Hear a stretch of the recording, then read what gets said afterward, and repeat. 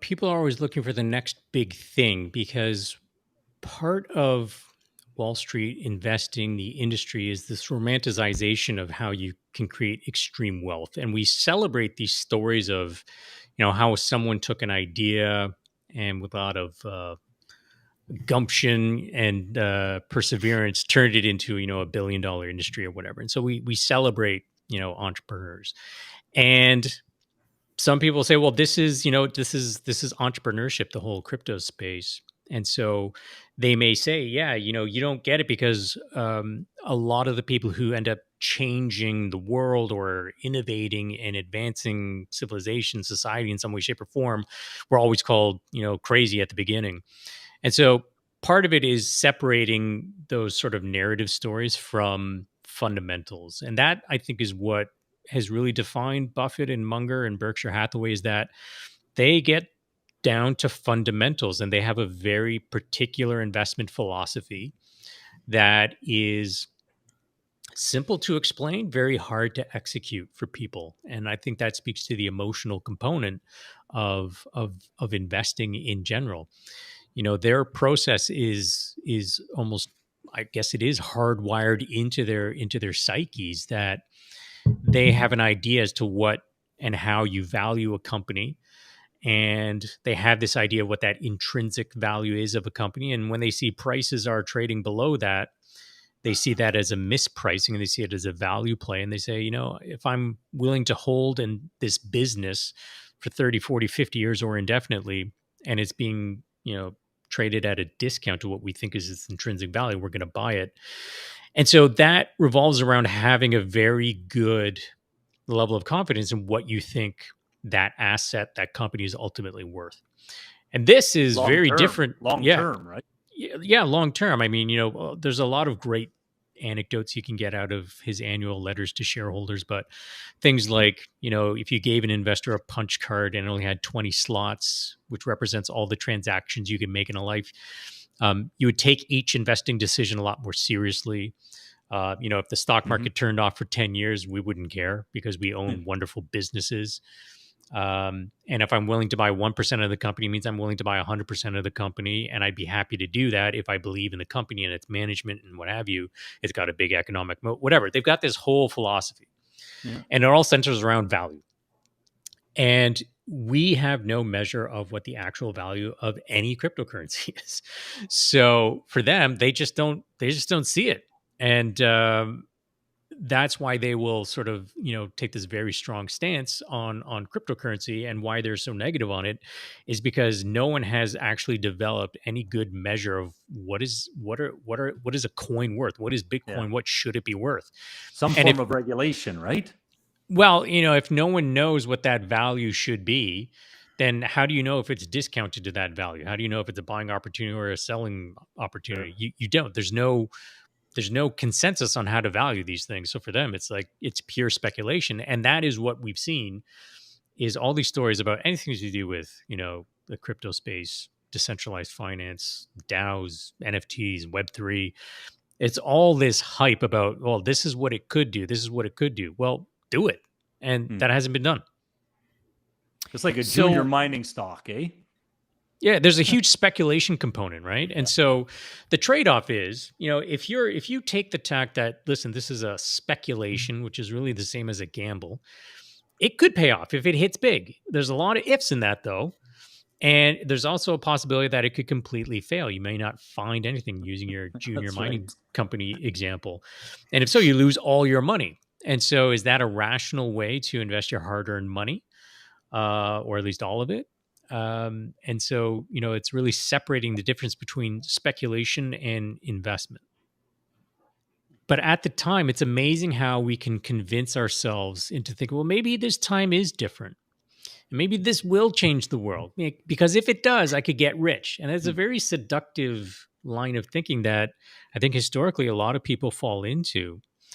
And again, it's only in hindsight, in retrospect, that you also start to see just how foolish some of those things sound. And so what that really tells me, that it's much harder to separate the emotional and psychological aspects from, like pure valuation methods or being more quote unquote rational when it comes to evaluating the value of assets. We'll do it. Take a dump in Trev's RV. That should be an auction. Yeah, there you go. An auction item. Jeff would bid on it. I would Curry bid on it. I Well, could bond how much money can we really raise for the charity? If Jeff, we how can much raise enough do you money, put on I the would do table that. right now? I can't say unless it's put on the auction line. I'll tell you then when I Put go $100 out there. on it right now, Trev. We'll see. $100. We'll see. So see, Carrie Carrie would wants- partake in that. She wants to bid on the RV. Right. So just to clarify, just to could break clarify, records. For charity, Trev, for charity. Yeah. We'll see. We'll see. we would You prefer said- to have you there, See, right? 3 of the 4 here donate some of their Silent but stuff deadly for auction. money, That's but good. one of them, Trevor, doesn't like to donate any of his possessions to it. So, What are you, dude? oh, don't put even. the RV I up. have Put the RV up, bro. Do absolutely- it for charity. This is for Niagara. I have absolutely. I've donated to the charity. Yeah. So Curry let's just- knows okay, wholeheartedly. I know. Yes, you know. Yes, I do. You've done. I you've don't done do quite- the that's why- RV, but But I've not given something others that could stuff. break records in donations. This is what you want to say no to. You're saying no to Niagara. That's So here's a essentially- quick Put question. a line there, rookie. Put a line. Trevor Lindy says no to Niagara donations or charity. Just like Island Girl. Will not It's donate apparently his it's a RV. new headline. No, Island Girls all over it. Same with Oh, I Carrie. thought she They all went want to back. partake. Oh, Yeah, no. like, this makes Apparently, sense. Silent but deadly auction. Perfect. There's the tagline. we've got some action on the RV. Yeah, the silent but deadly Wait. auction. That's good. Without obviously getting into this, do we, Curry? You know how much Bailey's beard generated for the shave and don't shave? Yeah, it was like a couple grand. Like it was Yeah, significant. nowhere Yeah. near what Trevor's RV would get to. If you think it could get more than that, I Six would. figures, I I would bet. absolutely 100%. I If we would, can I get, would, like, I high would four win that figures- auction, and I would have all my friends have a chili bake off the day before, and have them all come to your RV, load it full, and drop it back off the next day. But it would be done for charity, Okay, here. for Niagara, the If- place we all love. Okay, It's gotta go up. I'll throw out a deal here live. You Okay. donate what starting bid? What $7,500? I think we If can we get can get 7,500 or 75 people we could get to donate $100 each, and we all take the No, biggest no, sloppiest no. shit ever No, in no, there. No, this RV goes for the night. Oh, jeez. It's whatever we want to do with it for the night. You want to put big numbers out there, you got to put, How much is the RV worth, Trev? Are we buying this RV from you, or No. silent but deadly auction. Look at There you that. go. Lots of revenue streams. Island Girls This could coming up with be revenue. bigger than the Sunrise Spas every year. And then at the end of it, you could go back up and say, anyone else who wants to do it, we can take it for another night. We could build parks. just like the sauna? Right? We could build parks I with mean, this. like the hot tubs. 2 hot tubs. Yeah, 2 tubs. 2 nights of Trevor's RV. Starting He bid doesn't even want $7,500. to talk. It could be the white trash bash, No. chili cook-off the the night trash before.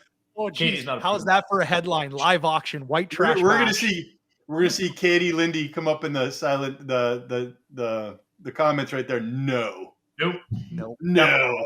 Oh. So on the Tuesday, August the 30th, we're trying to nail down Alenka Lyle from Clariderma, principal, co-founder of this a great skincare company. We're huge proponents. They're also great lady. My wife would like that. And her business partner, Alicia Yap, as well. And they're going to talk about, wait for it, Botox. That's right, Scrotox. Botox for your scrotum. Why? I don't know. So if there's any men listening, well, maybe tune in, maybe not. Let's see, definitely. Let's You're all gonna do be- it. you Let's do guys- it to support them. Let's do it to And support with I- link with tags. Yeah, You gotta well, qualify. give me a break. Collins, give me a freaking break. You're going to get a needle in your nuts, yet you won't get a vasectomy. That's right. Yeah. But it'll improve the look of my nuts, apparently. Dear mother So, of God. let's just be Dear clear, mother though, of God, Curry. you're telling me, Michelle, try having that conversation over a dinner at a business meeting. Uh-huh. I'm asking, she's in our business group. Right? Someone call Locke. Literally, like, this is going to be really interesting. So any Scrotox.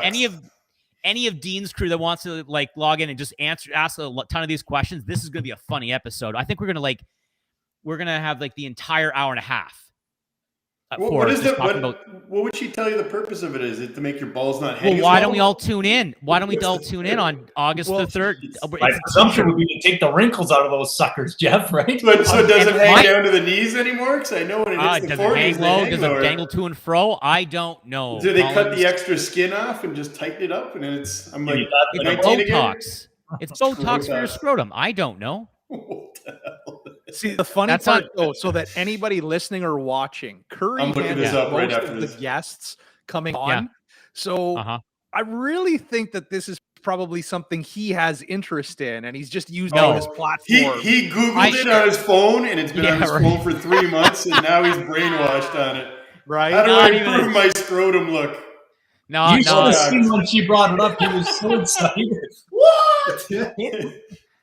I'm with Collins. I don't know why anyone would want to do this, but I said, you know what, you two ladies should come on. It's great because we're huge supporters of their business. Like we think they're my god, they're amazing to do great things for this one. But yeah, so this is going to be can you time in a bob? Yeah, we'll see. Do they dangle to and fro there, Michelle and Melissa? I don't know. Can you throw them? No, wait. Lachlan needs more of a ball tighten than smoothing of the wrinkles. That's freaking hilarious. They had this for the JJs. Yeah, so she's going to touch on all of that and even the stuff that you can do elsewhere. Vag talks. For like you can also Vag talks. But you can also do like, I guess you could, she was saying, I won't ruin it, but you can like take some of your plasma and then inject it into Big Jim to make Big Jim bigger. I don't know.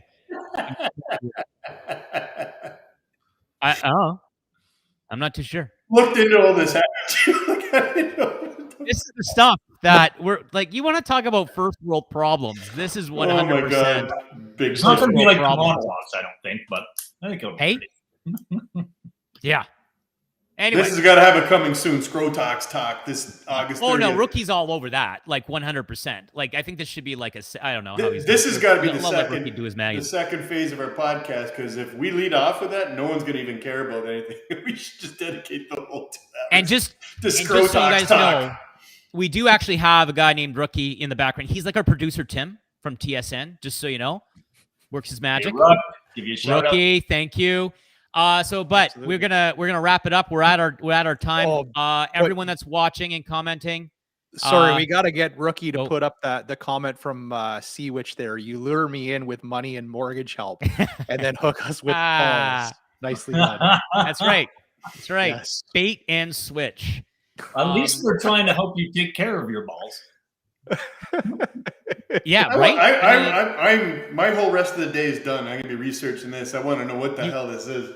This is gonna. I just told my kid I can't go to his party anymore. I got to research Scrotox. I bet you did. Did you tweet him and his 136,000 followers? No, I don't want to double him. He's already got a swelled head. Okay. Can he retweet one of our things to promote the Scrotox episode? At 13, I think I don't know. I think he's 13. There could be like. I think every guy should tune in and just kind of squirm, and every female should tune in and just laugh your asses off on watching all four of us and any other guest that wants to come on just die like a slow death.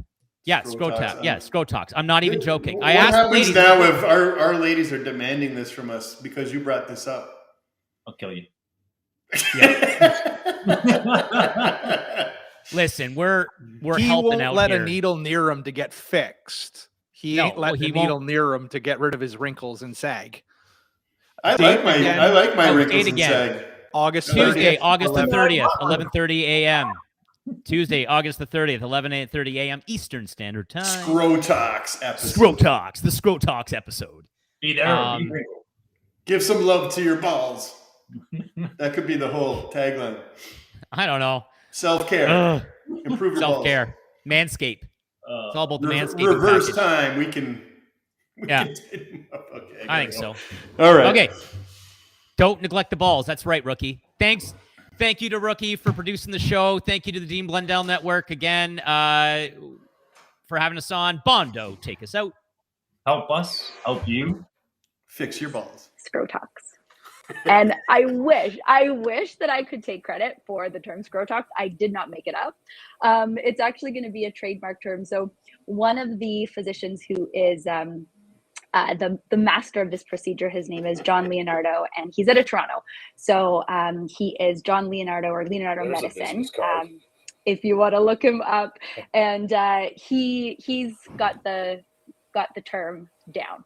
And so I had done a training with him, and we started talking about Scrotox. We started talking about Grotox. We started talking about all the stuff that you can do with aesthetics, and it's a big thing. It is a big thing, and guys don't. Grotox. Yeah. What the hell is Grotox? Grotox. So Scrotox works on your balls, on the scrotum. Grotox is a penis enhancing treatment. So there's a couple different ways to do it. I am less schooled on that.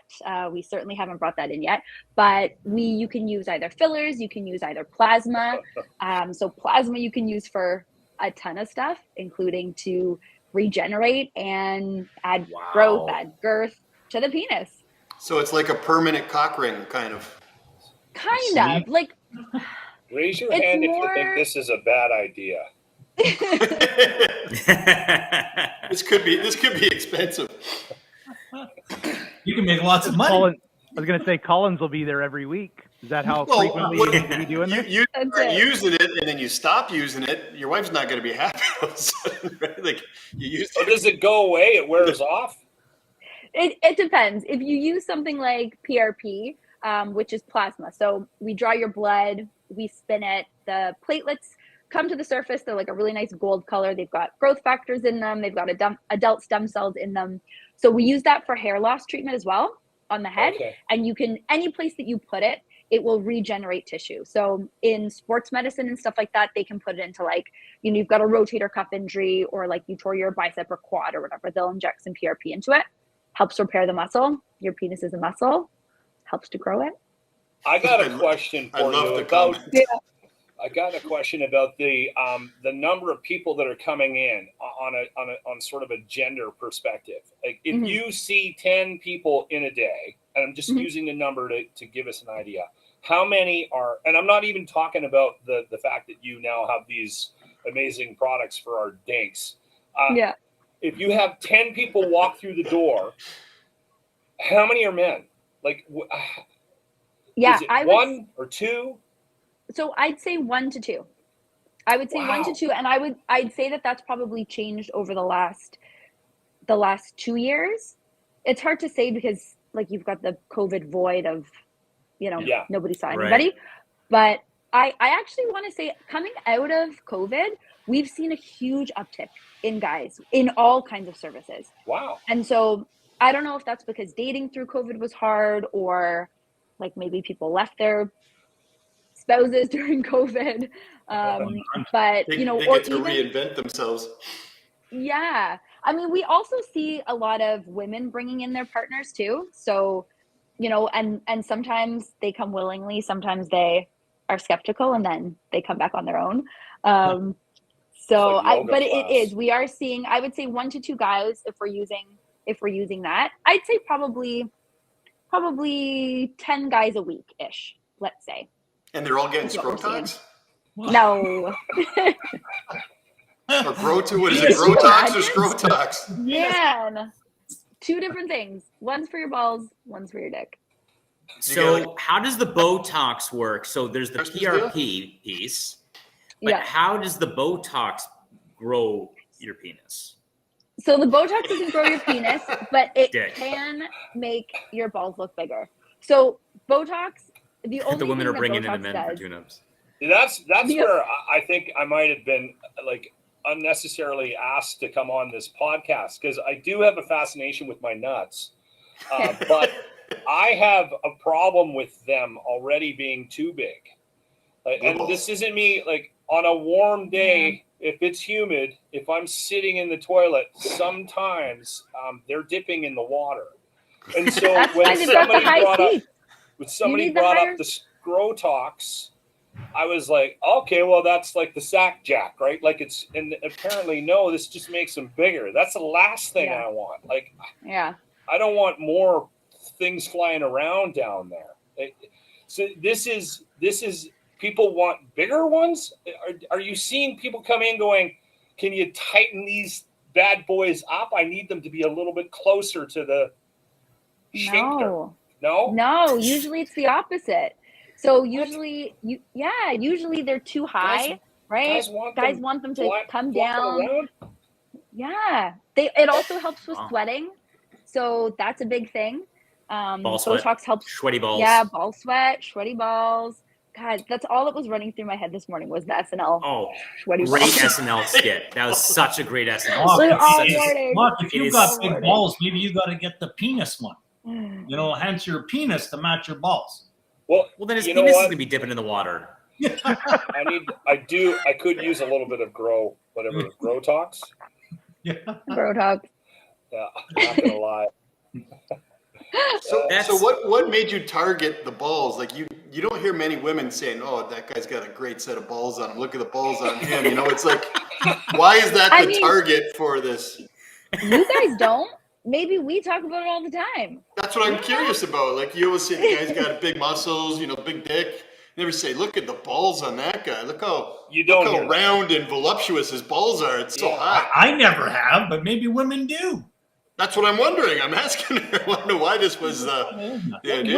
Women appreciate the whole package, right? I mean, if they're tight up there, if they're all shriveled up, what can you do with them? You can't do anything with them. So you can do the bat wing. You ever seen Waiting, the movie? You can do all kinds of stuff. The Scrotox will make them a little looser, make them smooth out a bit, present them there for you. It's all about the aesthetic. And so you come in and, numbing is applied. So it's a comfortable procedure because I'm surprised people haven't asked if it's needles in your balls yet, which, that's it is. I was getting to that. Tiny one. I was getting to tiny. In the balls or in the sack? In the testicle? So if you kind of, Jesus. If you kind of think about, we kind of treat the underside. So the underside, and it's a few tiny little pokes. Numbing cream is there. It's really comfortable. It's like a little mosquito bite. So it's a really quick procedure. Who was the first person you tried this on? Was there a test, a guinea pig for this, or what? Was this like a significant other? I can neither confirm nor deny my patient experiences. Yeah, you can't do that. You can't do that. Well, you don't have to give us. You don't have to give us a name or nothing. But I'm curious. The first guy Jeff going up Collins there is the first guy. Oh my god! I do have very smooth balls, so. So let me ask a question here. Botox, is that not botulism? Yes, it is. It's botulism, but it's not the botulism you're growing in your tomato sauce or whatever, right? It's an actual pharmaceutical grade botulism. So Botox is a brand of it. There's a few others. There's one called Dysport. There's one called Xeomin, and they're all a synthetic made version of botulinum. Perfectly safe then, right? No. Perfectly safe. Yeah. Other than the 2 needles in the balls. Yeah, no. I see. After 15 minutes of massage cream. That's. I don't like needles generally, right? Like. You won't see them. There's probably 2 places I wouldn't want a needle: eyeballs and my balls. Oh, the 2 places. It's a little one, right? It's a tiny. My grandfather got a needle in his eyeball, and I heard that. It was, jeez. Terrible. They're tiny. If anybody knows syringes, they're a diabetic. It's a diabetic syringe. So I actually saw someone asked about the gauge. It's actually a 30 gauge needle. So it's one of the smallest gauges that you can get. And there's a topical that's put on beforehand. Yeah. For 15 minutes. Yeah, Jeff will come and massage it for you.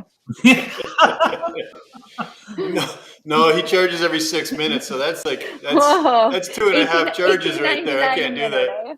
I just kind of throw it at him. So, what's the cost of this, Alenka, for one session of Botox?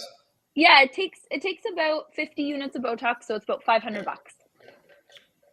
$500 for 15 minutes of Botox to make my balls amazing. Yep, to make them amazing. Last 6 months. change my marriage forever? It definitely could. It's up to you how you use them. Right? Like you've gone through now in your first 15 years in business, the Great Recession, which destroyed a lot of businesses, specifically the gym business in 08, 09, 10, right? And then a pandemic, which also shut you down. Touch on being an entrepreneur and the importance, I guess, and you've kind of touched on it, but I guess the importance of being scared. And, you know, like you've touched on it in previous interviews as well, like how it's not all roses and people only see you at the very end. They don't see it's kind of like an iceberg, right? 90% of it is underneath the water. Do you want to talk on that? Yeah, well, I mean, being a like my hockey career, there was a lot of ups and downs. I mean, not only was I an average player that was, any sniff I got was from a certain level of work ethic. I also had a lot of injuries. So I kind of got used to either getting cut, getting hurt, or failing, or all that stuff. So once I got to business, I mean, the idea of failing never really was a hard thing to understand. So I do think that helped me. And that's why it's tough to speak to. Like, yeah, I mean, like when you get used to going to an NHL training camp every year, you get cut to the AHL team, you maybe stay for a bit, and then you get cut to the East Coast Hockey League and you're up and down, cut and injuries in between. I mean, you kind of get used to like being stomped on. So that's what helped me in, I think, business from a resiliency side of things. The one thing that is nice about the recession and the pandemic were two different challenges, but weirdly enough, high price point fitness is somewhat a little bit insulated. And the reason is when shit starts to come crashing down, whether it was that pandemic or whether it was the recession, a lot of times people that are in the fitness world and the high-end fitness, they actually reinvest in themselves even more. It's almost like a self-preservation mechanism where it's like, if no one's going to take care of me, I'm going to look out for myself. So usually in fitness, the people that do the $9.99 kind of membership that just let it draft out of the bank account, those types of gyms really struggle. But in the 2008, we had some of our biggest upticks ever during those years. And then in a bit of a contrast, during the pandemic, we always maintained 70% of our revenue throughout the whole thing system-wide. And a lot of that was not only the core customer and consumer supporting us, but us being able to produce enough good content for them to be at home. So it's a tough one to answer for me because the people I get to interact with and the people that pay my bills, they're a driven bunch. That kind of helps where I sit. More individual, right? The way you run your operation, right? So they want to be there. Yeah. They want to be there. Like, here's a good way to put it. If we didn't exist, they'd be training their ass off somewhere. We've just managed to create an environment where a lot of high performing individuals like to sweat beside one another. But if we didn't exist, they'd still be doing their thing for sure. So most of them high caliber athletes that train with you, or is there the average Joe as well that just in terms of your membership? Yeah, the average Joe's our wheelhouse. It's just a mindset. So it's not a body type. It's more of an individual that not only do they demand professionalism, they expect it, they'll pay for it, like they want to experience, they want a little bit more out of life, and it transcends outside of the gym. I mean, they're the guys drinking the bougie coffee, the right craft beer, and the best whiskey. Like, they just want the best out of life for themselves. So Yeah, like so for me to like that's such a laser focus versus like a shotgun approach for 100%. Other businesses, and that's why I find I like this space better. I know why the other space is popular, but I feel more comfortable in this environment. Yeah, no doubt. I mean, and why wouldn't you want to speak to a professional, right? Yeah, you speak to a professional for money, you know, Brandon, you know what I mean? You speak to a professional to buy a house. In myself, Trevor. Sometimes. Yeah, sometimes. But yeah. It may only make sense to care about your most important asset, yourself, right? That you speak to somebody that knows a little bit more than the average Joe. Yeah, and the other thing I find, and I know it's a bit of a harsh statement to make, but I think I can't say North America just because I haven't been in Canada enough, but in the United States, I find like we're the best country in the world at average. So it's not hard to step outside of average. We're great at the Cheesecake Factory concept. We're the best at it. But I mean, to just step outside of that, it's not hard to stand out. So I feel like there's a lot of white space to do something just a little bit different or a little bit unique and maybe better for certain people. A lot of times when I'm thinking about quiet quitting or hybrid work or return to the office or work remote, if you step back, I think all of them were always there. There's always been hybrid work. Especially in the United States, most of my people were hybrid working before the pandemic. I think there's been quiet quitting going on for a long time. I think there's been quiet firing going on for a long time. It just seems now it's in people's mouths. There's a bigger voice for those complaints, but I don't really are we finally the old guys that are talking about the lazy young generation? Like, are we any different than our parents that were complaining about the young generation, complaining about us? We weren't lazy though. We weren't lazy. I don't, the bulk of us weren't lazy. I don't find.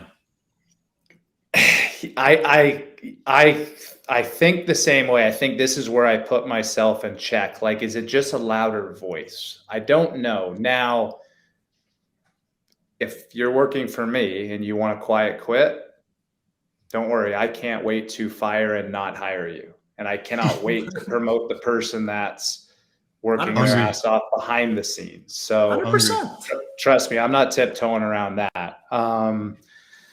By any means. But you are in North Carolina.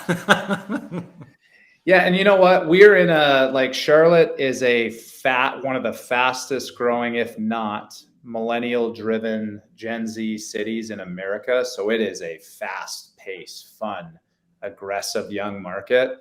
And it's not as Manhattan, it's not as California. There's a little bit of a blend of old kind of Southern with new blood too. So there still is a work ethic there.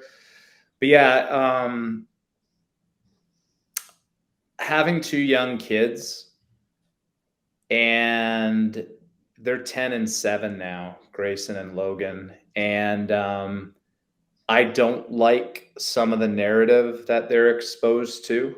I'm not a fan of participation trophies. I'm not a fan of everybody is special.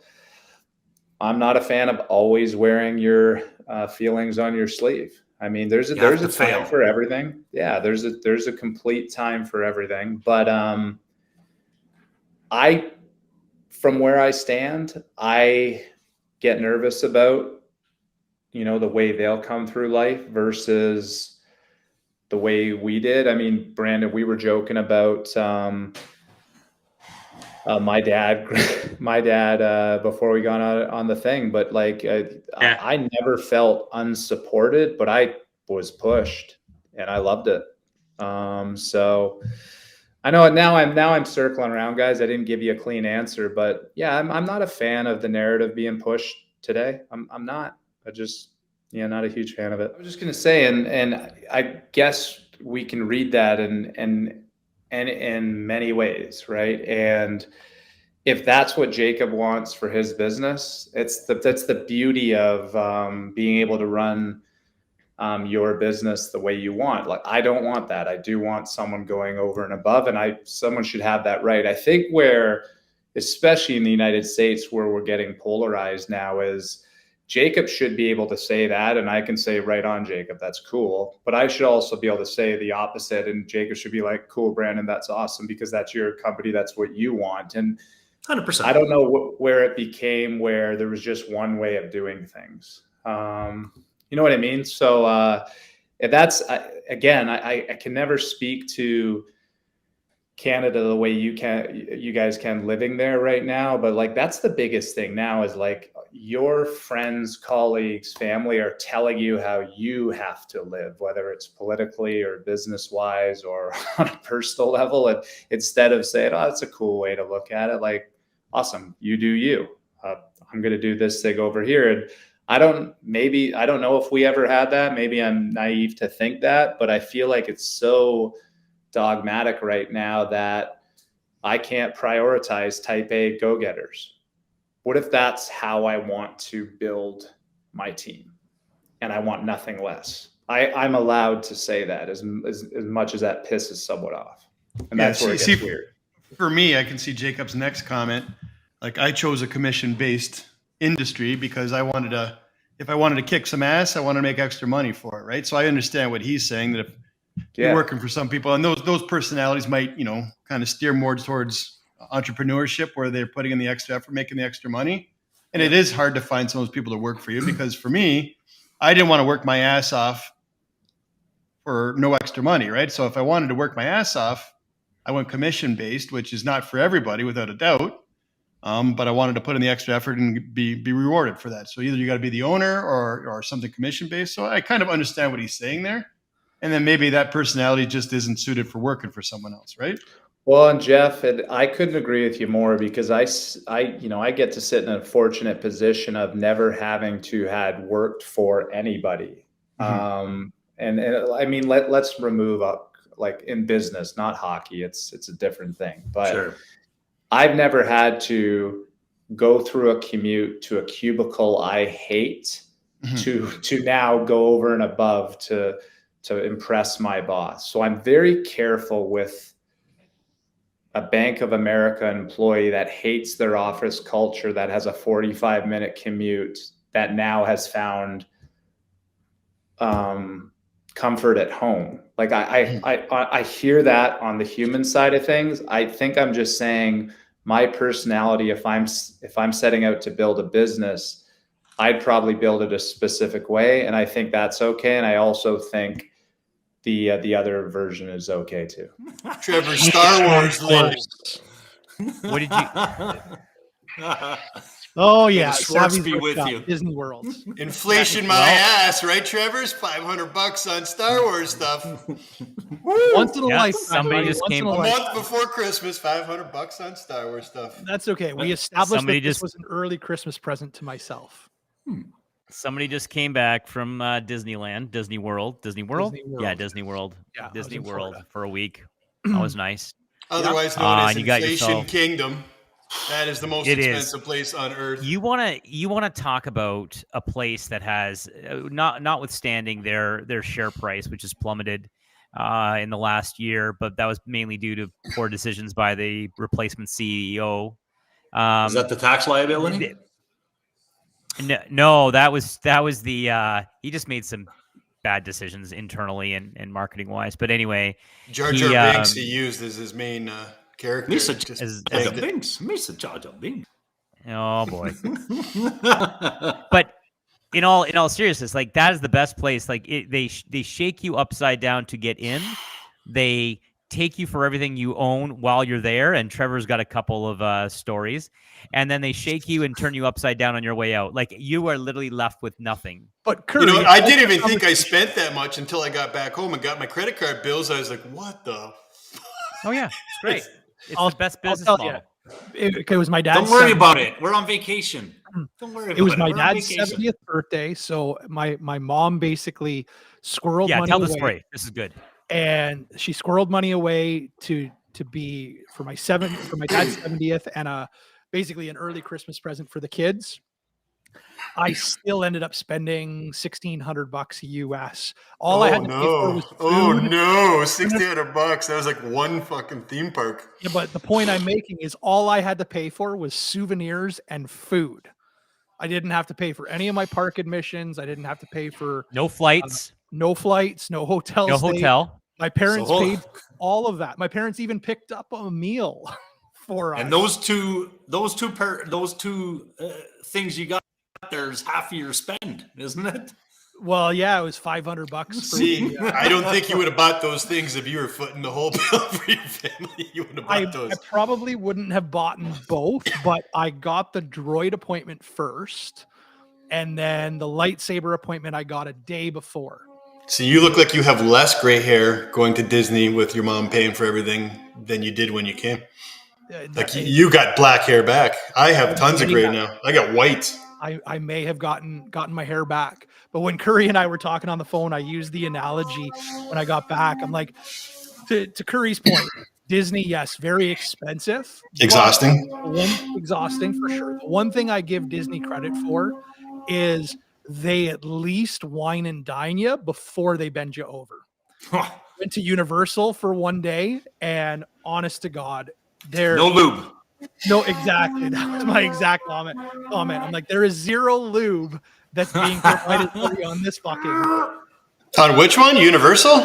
Universal, yeah. Universal is my favorite by far. I'd just go back there. That's it. Yeah, but they give you free lockers. But there's a bunch of rides, there's free lockers. But if you want to put it in a locker that your backpack can fit in, it's $2 an hour or a maximum of $20 per day. That sounds like a deal there. Highway robbery. The one point I got into an argument with an attendant because she told me that I needed to lock my phone, hat, and sunglasses. The problem is the way you get into your locker is your ticket, and I had the digital ticket on my phone. So how am I supposed to open my locker if I lock my key in my locker? She didn't provide me any feedback on it. I found out a couple of hours later that you just have to call an attendant over by the lockers. They will give you a business card or like a little, it's business card. They encode a barcode on it, and that will unlock your locker for you.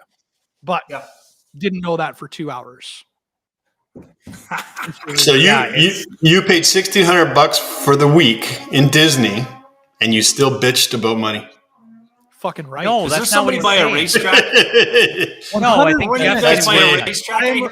I keep getting muted. Are you getting work done in your house right now? Yeah, I am. I'm okay.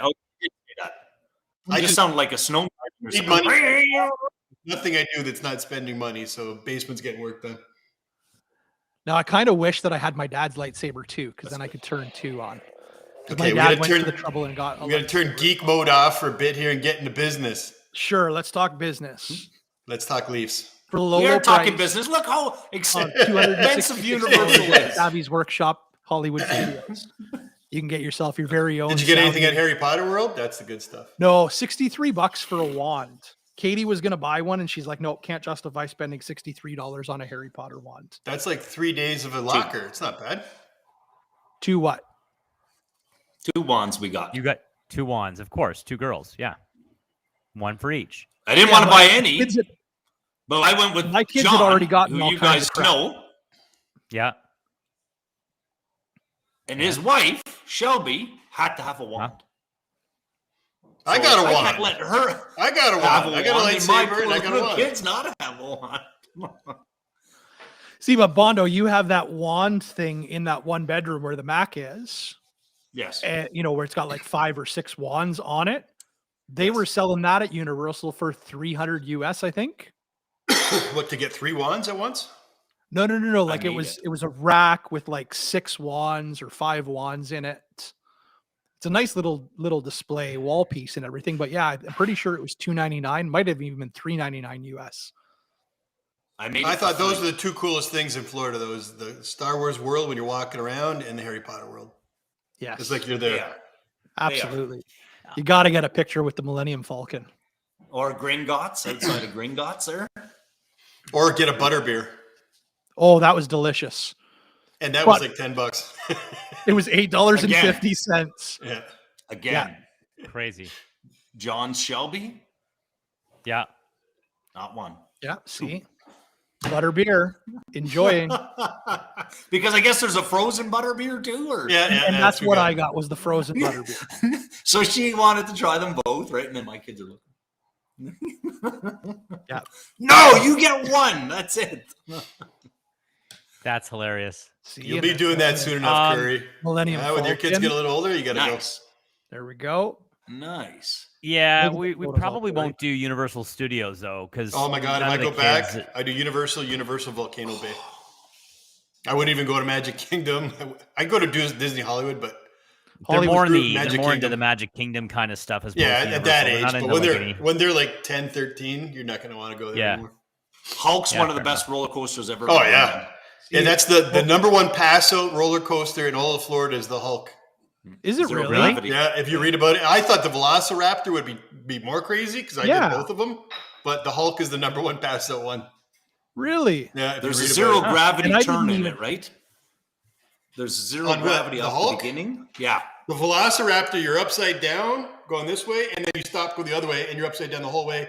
I came loose in my chair, and I'm a big guy compared to the other people we're going with. I was like, holy fuck. Yeah, see that Velocicoaster, we didn't end up going on it. It was too long of a lineup.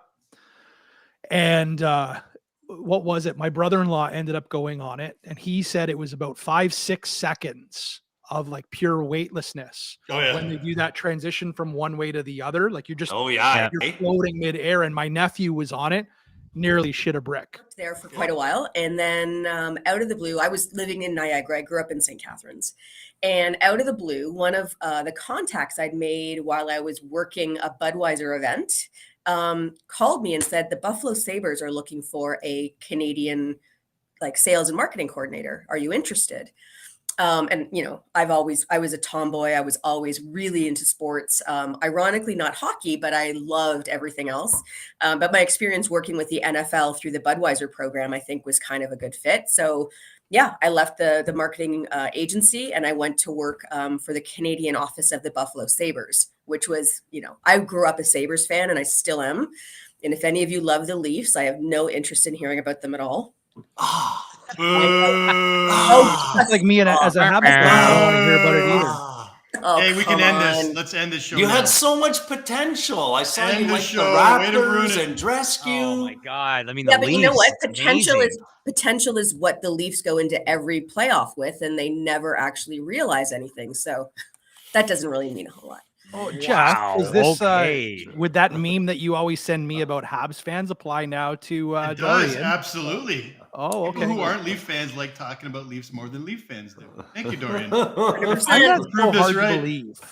We could completely derail this entire podcast right now if you just want to start slamming on the Leafs. I'd be happy to. I'm with you, Dorian. Let's have at her. Oh. Third place in the entire league, Leafs. Yeah. What's that? First place? Third place in the entire league. Okay.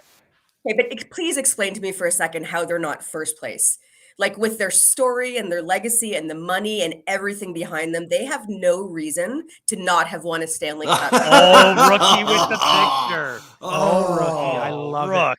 Right through Ouch. the heart. Yeah. Please, Right through the hurts, heart. Rookie. Hey, That hurt. I'm having way more fun than I thought on this thing. Oh, wow, Rookie. He had a backhand though. Sundin had a backhand to compete with. He the would others. backhand Sabre fans. Yeah. Take When your I 0 worked- when I cups worked- and get out of here. When I worked for the Sabres, it was awesome because the Leafs never won in the arena when we were there. So it was great. So anyway, we should probably carry on. So so I worked with the Sabres until they decided when they changed ownership, they decided to close the Canadian office, and then Terry Pagula did that? no, it was after remember the Regas family that went Oh, to yeah. jail? They had a cup of coffee and they owed it. Yeah, They owned it. yeah. So to jail. Tom Golisano bought the team, and he was from Rochester, so he wanted to move the resources to a satellite office there. Were you there So- with during the Hasek years? Oh yeah, I met him. I spent time with him. The whole Hasek and Nolan fiasco? Not for the Nolan Ooh. years. I wasn't there for that part. Okay. But I have to tell you, like, he was a very interesting guy. Did he We drink? always did training camp here in St. Catharines, And part of my job was to take the players to all their community events. And what many people don't know is Dominic Hasek actually had polio as a child. So yeah, so he was incredible story. I know he wouldn't have been able to walk, but ended up physically being fine.